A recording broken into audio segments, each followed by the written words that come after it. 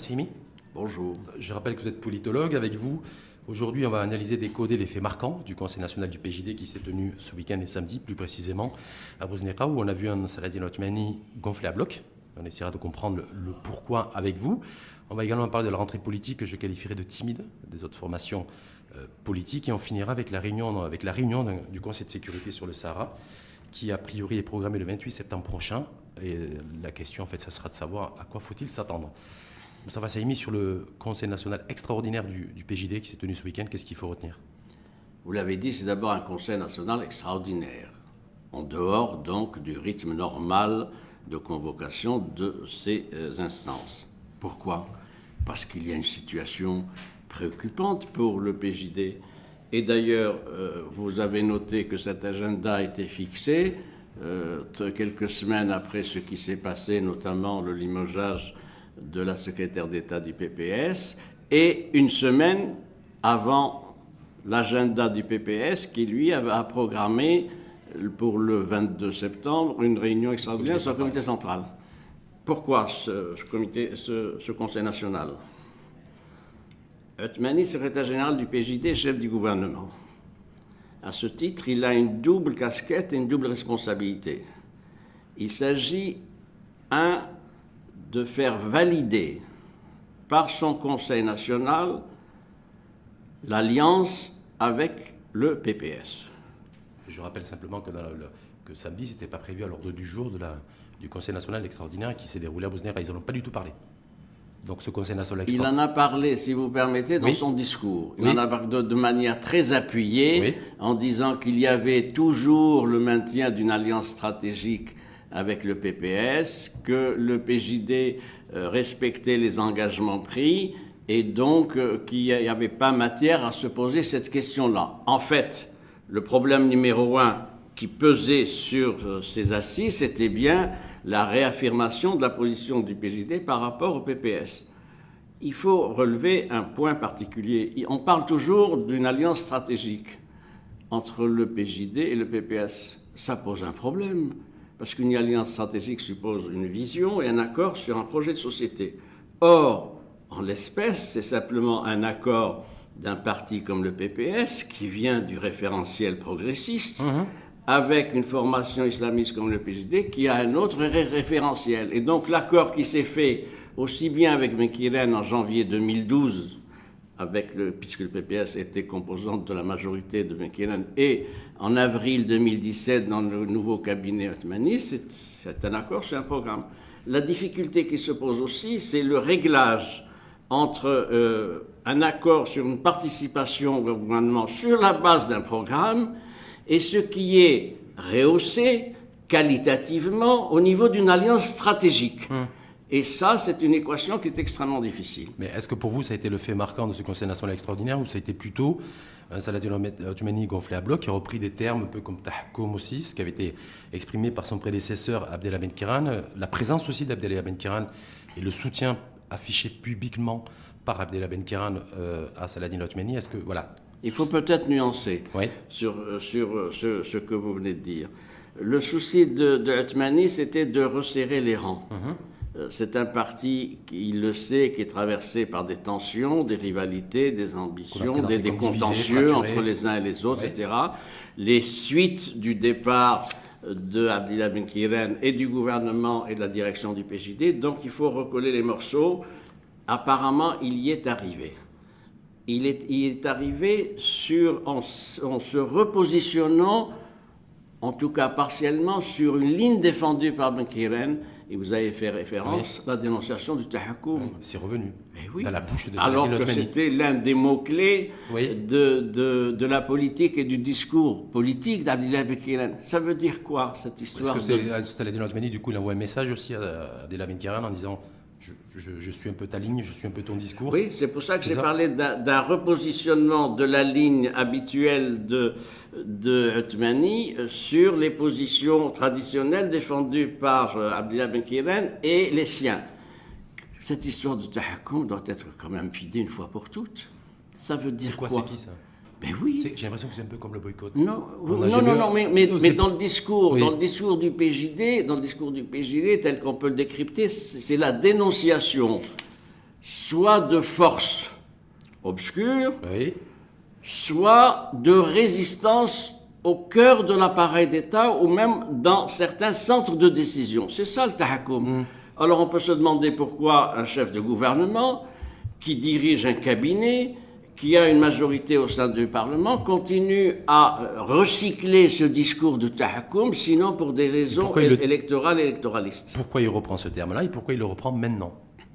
Il le reprend maintenant parce qu'il y a une conjoncture. Je vous l'ai dit qu'il est obligé de se repositionner. Est-ce que tahakkoum, dans la bouche de Saladin Othmani, c'est effectivement, parce que vous avez dit tout à l'heure, pour resserrer les rangs et pour mobiliser en fait tous les militants, y compris ressouder les militants proches d'Abila Benkiran. Est-ce que c'est une technique? C'est une technique et c'est une rhétorique, mais qui consiste aussi à dire nous n'avons pas totalement réussi dans ce que nous avons entrepris parce que nous avons des résistances et des forces obscures qui nous combattent. Et il l'a dit d'ailleurs dans son discours, cette fois-ci, une autre fois, il a dit il y a ceux qui veulent diviser notre parti, ceux qui veulent porter atteinte aux réformes que nous menons. On se demande d'ailleurs de quelle réforme il s'agit, puisqu'il faut à chaque fois que ce soit Sa Majesté le Roi qui vienne les houspiller pour leur dire voilà ce qu'il faut faire, etc. J'ajoute aussi la dénonciation qu'il a faite de Nourdine Aïouch. Oui, ça c'est pour la Darija. C'est absolument... Juste avant ça, il a réaffirmé devant ses militants, je crois qu'il y avait 260 militants sur le Conseil national, sur le Parlement du parti, voilà, 260 personnes samedi après-midi, que pas de Darija, il était opposé à l'introduction de la Darija, même si c'est ne serait-ce que quelques termes dans les manuels scolaires. Oui, donc mais les manuels sont imprimés, les manuels sont à la disposition des élèves de la deuxième année du primaire, et les 8 mots incriminés sont toujours dedans. 8 mots sur 8000, hein? Oui, mais ils sont là. Ils sont là, parce que la cristallisation s'est faite sur ça. Donc, si M. Othmani veut être cohérent, il n'a qu'à prendre des mesures. Il y a 2 types de mesures sur le papier qui sont possibles. Pardon. Oui. La première mesure, c'est une page dans un manuel scolaire de 150 pages, de demander aux enseignants et aux autorités académiques de déchirer la page incriminée. Mais ça, c'est difficile. La deuxième option qu'il a, s'il veut exercer ses compétences, c'est par note de demander au ministre de l'Éducation nationale, qui est membre de son cabinet, de retirer les manuels. Ça n'est pas le cas. Donc là encore, nous sommes dans une gestion d'un discours. Oui, paranoïaque. Mais est-ce qu'on nage pas en pleine paranoïa? Je ne sais pas, c'est un terme clinique qui n'est pas familier aux politologues, d'accord, plutôt aux psychiatres, qu'il est d'ailleurs. Mais ce que je voudrais dire, c'est tout le système du discours PJD, c'est toujours un double discours. Il y a un discours pour les siens, pour le parti, les élus, les militants, etc. Et puis, en connexion avec ce discours, il y a la victimisation et l'imputation des autres. D'accord. Ils ont toujours fonctionné comme ça, d'ailleurs depuis 2002, même avec le gouvernement Benkiran. Donc nous en sommes là. Qu'est-ce qui va se passer, résultat des courses? Les manuels sont là, ils vont être utilisés par les professeurs pour des centaines de milliers d'élèves et les choses vont continuer. Tout ça pourquoi? Tout ça pour ça? Parce que le PJD trouve dans cette histoire d'Arija une manière de brouiller et peut-être même de bloquer le projet de loi cadre sur la réforme de l'enseignement qui est actuellement au Parlement.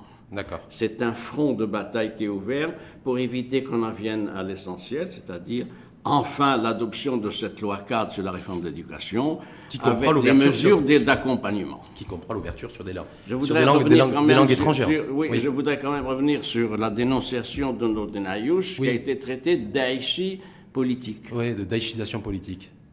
Mais c'est invraisemblable qu'on en arrive à ce degré de dénonciation. C'est une excommunication. Nourdine Aïouch, il est ce qu'il est. Parce que Nourdine Aïouch, il est quoi? Il est militant associatif, il est publicitaire, il n'est pas politique. Bien sûr. Et il lui a dit, en plus, de quel droit il intervient dans ce débat, alors qu'il n'est ni élu, ni député, ni membre du gouvernement, ni avec une responsabilité. Ça voudrait dire, dans l'esprit de M. Othmani, que l'on voit au chapitre, dans le débat national, que ceux qui sont élus, ministres, députés, etc. On n'a jamais vu ça. On n'a jamais vu un chef de parti responsable à la tête du gouvernement de porter des accusations contre une personne. Et c'est une accusation au-delà de la personne, c'est contre la liberté d'opinion. Monsieur Nordin Ayouch a le droit de dire ce qu'il veut, c'est un citoyen, il a le droit de participer. Évidemment, il est provocateur, évidemment, il insiste là où ça fait mal, il est membre du Conseil supérieur d'éducation nationale, que M. Latmani demande son exclusion, sa radiation du Conseil supérieur d'éducation. Je serais tenté de dire chiche. Donc nous en sommes là. Donc c'est un débat qui est pollué. Autre fait marquant, selon moi, c'est Abdellah Benkeran qui a pris la parole publiquement devant les militants et qui a appelé à l'unité du parti en disant qu'il n'y a pas de division et qu'il fallait soutenir Saladin Latmani. Est-ce qu'il y a un repositionnement d'Abdellah Benkeran qui, assez surprenant d'ailleurs, qui n'était pas forcément, assez surprenant dans le sens où ce n'était pas forcément prévisible de voir un Abdellah Benkeran se ranger derrière Saladin Latmani? C'est, une fois de plus, à nuancer, me semble-t-il. Oui. D'abord, l'arrivée de... Parce que c'est la première fois que Abdellah Benkeran... Il assiste. Non, il est membre du Conseil national. Oui, pas qu'il assiste, mais qu'il s'exprime publiquement, et qu'il exprime publiquement son soutien à Saladin Latmani. C'est plus nuancé que cela, si vous le permettez. D'abord, son arrivée. Son arrivée, il y avait une trentaine de journalistes. Il arrive comme une rockstar. Et on le fait réagir précisément sur ça. Qu'est-ce qu'il dit? Il dit l'unité, c'est vrai. Mais il dit il faut laisser Latmani travailler. Et ceux qui ne sont pas d'accord, qui se sortent de ce dossier-là. C'est exactement sa position. Quelle est la position de Benkeran aujourd'hui? C'est contentieux et les clivages qu'il a eus avec Latmani sont connus. Maintenant, il dit j'ai été convoqué, je suis membre du Conseil national, il s'est d'ailleurs mis au fond comme un militant de base, et il a dit je vous laisse travailler. Si je ne suis pas d'accord, ça c'est mon affaire, mais pour l'instant je vous laisse travailler en gardant l'option évidemment de l'interpellation le moment venu. C'est-à-dire, il est là. Il est silencieux, si je puis dire, mais en même temps tellement présent, et il pèse sur la vie politique, qu'on le veuille ou non. Il pèse également sur pour ce qui est de son parti, parce qu'il a ses fidèles, il a aussi une ligne, et donc il laisse faire en disant on va voir ce que ce cabinet va donner comme résultat. Donc pour vous, ce n'est pas forcément un repositionnement de Abdellah Benkeran au sein du PJD? C'est une position tactique. Abdellah Benkeran est un tacticien qui a le sens de l'opportunité politique. Ce n'est pas le moment pour lui de prendre position contre Latmani et donc d'affaiblir son parti qui est déjà fragilisé par ailleurs. C'est aussi donc, ce que j'appellerais le patriotisme partisan qui est très fort au PJD. Il est très fort au PJD, on en avait parlé une fois, il est très fort également au sein du parti de l'Istiqlal et un peu moins ailleurs. C'est les deux partis où il y a une forte charge quant au patriotisme partisan. Et c'est un parti qui commence à s'unir et à regrouper les rangs dans une perspective électorale. Nous sommes, vous savez, nous sommes en 2018, à la fin 2018. L'été 2020, ce sont les élections communales et régionales et provinciales. Et 2021, les législatives. 2021, législatives. Donc c'est un parti qui déjà s'installe dans un schéma de resserrement des rangs et d'un dispositif unitaire, fut-il compliqué, pour être présent et mobilisé dans la perspective des batailles électorales à venir. Moustapha Saimi, un mot sur les autres formations politiques. Ça a été la rentrée scolaire, c'est un peu la rentrée économique, mais la rentrée politique. Que font les formations politiques? Alors, on est le 17 septembre, il y a eu des débats autour de ne serait-ce que la Darija, en dehors de l'Istiqlal qui avait adressé un petit communiqué en montrant qu'il était défavorable à l'introduction de la Darija dans les manuels scolaires. Les autres partis politiques sont silencieux. Alors, il faut encore distinguer entre les uns et les autres. Ouais. Il y a d'abord l'agenda qui fait que le PPS... Oui. Oui, on va commencer par le PPS. Le PPS avait programmé pour le 22 septembre un comité central extraordinaire. Ouais. Je dis bien avait, parce qu'il semble que ça soit en débat. Le bureau politique du PPS se réunit aujourd'hui, cet après-midi, à 16h, et il doit arrêter, dans les prochains jours, sa position définitive quant au maintien ou non de la convocation du comité central extraordinaire prévu pour le 22. Pourquoi? Il y a eu deux éléments. Premier élément, c'est la visite qu'a rendue le chef du gouvernement au domicile de Nabil Abdallah. C'est la première fois. Donc c'est un acte de courtoisie. Alors que cette même courtoisie lui avait manqué pour informer le même secrétaire général du PPS du limogeage de sa secrétaire d'État, Javavila. Il y a eu un autre acte au dernier conseil de gouvernement. Enfin, le nouveau ministre de l'Habitat, Abdelahad El-Fassi, a fait un bilan de sa politique et les projections pour 2019. C'est une manière de considérer, de donner une visibilité minimale donc à ce ministre. Enfin, lors de l'entretien qu'il a eu avec Nabil Adla à son domicile, il a insisté sur le fait qu'évidemment le maintien de l'alliance stratégique entre guillemets et le fait que le PPS était un parti qui était appelé à jouer un rôle, qu'il avait 2 grands ministères avec 2 grands chantiers et donc tout ça doit être pris en considération. Donc le PPS va rester dans le... Je ne répondrai pas de cette manière-là, mais disons qu'aujourd'hui et dans les prochains jours, la position qui paraît se dessiner, c'est le report du comité central extraordinaire à une date ultérieure, après un agenda, après le discours royal devant le Parlement le vendredi 12 octobre, et la nature et l'articulation et les mesures contenues dans la loi de finances. Raisonnablement, on peut s'attendre à ce que, après le 15 ou le 20, au plus tard à la fin octobre, le PPS réévalue sa position compte tenu de ces éléments, des assurances qui lui ont été données, que le chef du gouvernement était attaché à son maintien, à la majorité, du discours royal et des mesures contenues dans la loi de finances, une manière de dire que vos critiques sont prises en compte sur l'accélération des réformes et sur la priorité à donner au champ social. D'accord. Les autres formations politiques. Autres formations. Si on prend le RNI, par exemple. Le RNI se distingue par 2 traits. Premier trait, vous avez remarqué la discrétion de son président, Aziz Akhnouch, qui, depuis l'affaire du boycott, me semble-t-il, a adopté une position de repli. Mais la machine continue à tourner.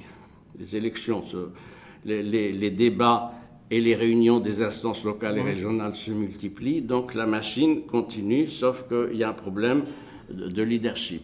Ailleurs, il y a le mouvement populaire. Congrès à la fin du mois. Le mouvement populaire convoque son congrès le 28 et 29 septembre.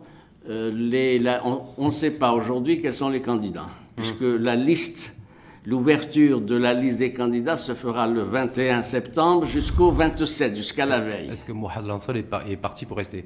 Ce que l'on sait aujourd'hui, c'est que les uns et les autres s'observent et se surveillent.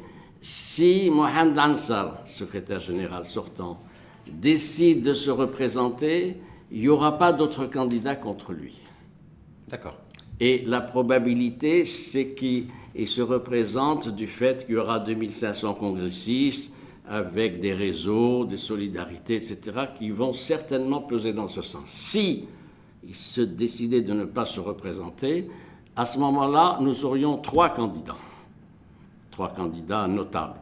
Nous aurions Mohamed Moubdir, qui est président du groupe parlementaire, nous aurions Mohamed Ouzine, qui est vice-président de la Chambre des députés, et nous aurions Mohamed Hassad. Donc, le sentiment général qui prévaut dans les rangs de la formation Haraki, c'est d'éviter l'éclatement et la division. Donc, tout pousse pour ce qu'il y ait une remobilisation pour que Mohamed Hassad présente de nouveau sa candidature, parce qu'on l'avait dit l'autre fois, il est plus fédérateur que les autres. Si vous voulez. Istiqlal est dans une période d'attente depuis quelques semaines. Dû à quoi ? D'attente parce qu'il s'est passé un certain nombre de choses qui appellent de sa part une réflexion, une réévaluation. Il a appelé une loi de finances rectificative, ça n'a pas été fait, mais il avait proposé des mesures sociales qui, pour l'essentiel, sont reprises dans le projet de loi de finances. Ensuite, il veut voir exactement comment vont se repositionner les acteurs et il inscrit son action dans un champ qui n'est pas un champ de compétition militante, mais d'un champ pour creuser un sillon profond et présenter une offre alternative. Vous remarquerez que les partis de la majorité ont des difficultés à être d'accord sur une offre partisane commune. Quelle est l'offre de partisane de l'UC, du mouvement populaire, avec ce congrès du RNI avec ce qui s'est passé, du PPS également avec les événements, sans parler du PJD. Donc lui, il essaye de décider une offre partisane qui soit attractive sur la base d'une offre sociale et d'une correction du modèle de développement. Et le PAM pour finir? Changer de leader, changer de chef de file, mais bon, c'est assez timide. Le PAM connaît la situation que vous savez. Son secrétaire général a été donc limogé et il n'a pas été réélu. Bien, c'est-à-dire Ilyas Omari. L'actuel président de la Chambre des conseillers a été investi. Donc c'est lui qui a les rênes en main. Il y a beaucoup de difficultés sur le plan interne. Et il y a évidemment plus que des états d'âme dans les rangs de ce parti, parce que voilà un parti qui était programmé pour être à l'avant-garde et pour être un parti gouvernemental dominant, sinon majoritaire, qui n'est pas arrivé depuis sa création. Deux, ce qui s'est passé avec tous les épisodes marquant la vraie fausse sortie d'Ilyas Omari. Trois, Hakim Bechemmes est un candidat par défaut et un président par défaut. 4, pour sauver malgré tout la situation, il semble bien qu'il soit candidat de nouveau pour la présidence de la Chambre des conseillers. Parce que si tel n'était pas le cas, le PAM perdrait toute visibilité. Donc tout paraît se faire pour que Hakim Bechemmes bénéficie. On peut être président de la deuxième chambre, au Parlement et en même temps chef de parti. Oui, voilà, c'est compatible. Bien sûr, tout à fait. On va juste finir une dernière petite question, Moustapha Sehimi, sur cette fameuse réunion du Conseil de sécurité qui était programmée. C'était 6 mois après la réunion qui s'est déroulée en avril dernier aux Nations Unies, cette réunion annuelle sur le Sahara et les provinces du Sud. Là, c'est le 28, c'est-à-dire dans 11 jours. À quoi faut-il s'attendre? On dit que c'est une réunion présentée un peu technique. On va demander à la MINURSO, Casque Bleu, de faire un bilan un petit peu de ce qu'ils font, de comment ils le font. Voilà. Est-ce que le 28 septembre prochain, cette réunion au Conseil de sécurité, ça va être une réunion purement technique, ou alors il peut y avoir aussi d'autres choses qui vont être abordées? Éléments techniques et politiques. Je m'explique. L'élément nouveau qui est intervenu dans ce dossier national, c'est la position de l'administration américaine à l'égard des Nations Unies. La position du président Trump, c'est de couper les vivres, de dire l'ONU ne sert pratiquement à rien, c'est un machin budgétivore bureaucratique. Et c'est comme ça qu'on a vu donc que les fonds ont été annulés pour l'UNESCO, pour d'autres opérations, etc. Il y a 2 dossiers qui, aux yeux de l'administration américaine, coûtent de l'argent et appellent des mesures. Premier dossier, c'est la force de maintien de la paix qui est à Chypre, qui est en place depuis 1974 avec le partage de la Chypre entre la Grèce et la Turquie. Et ça, c'est une situation qui, aux yeux de l'américaine, ne saurait perdurer. De même, pour ce qui est de la MINURSO, mise sur pied depuis 1991, c'est-à-dire depuis 27 ans. Pour l'administration américaine, et l'ambassadrice américaine l'a dit au Conseil de sécurité, Nikki Haley, elle avait dit c'est un statu quo qui est intenable et on ne peut pas continuer parce que les opérations de maintien de la paix ont pour vocation, en principe, de conduire un processus politique. Ça n'est pas le cas à Chypre et ça n'est pas le cas pour ce qui est du Sahara. Sauf que pour ce qui est du Sahara, il y a des dossiers. Il y a sur la table le projet d'autonomie marocaine. Il y a des envoyés personnels qui ont été mis, qui ont fait leur mission, sans beaucoup de succès d'ailleurs. Il y a aujourd'hui Oscolaire. Oscolaire a, semble-t-il, une proposition pour activer le processus de rencontre entre le Maroc et les séparatistes. La position du Maroc est extrêmement ferme. Il dit il faut négocier avec l'acteur réel. L'acteur réel, c'est l'Algérie. Donc le blocage est là. Ce qui va être intéressant à voir, c'est quelle va être la position de Washington sur la MINURSO, qui coûte 53 millions de dollars par an. Et il se pourrait que sur la base de cette demande américaine de réduction de la MINURSO, des pressions soient exercées sur les partis pour les conduire en processus de négociation. Négocier